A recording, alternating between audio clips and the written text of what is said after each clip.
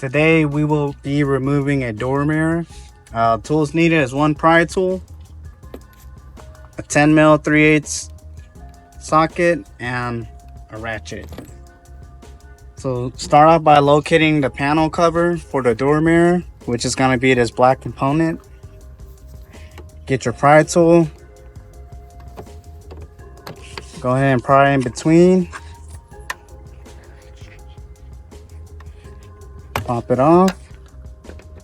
And there should be 3 10mm nuts plus a plug.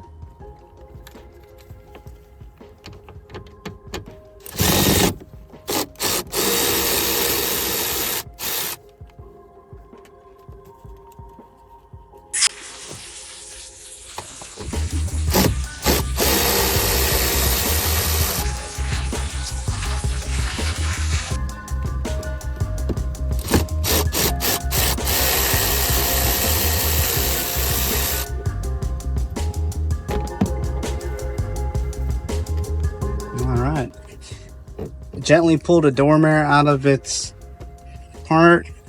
Use your pry tool.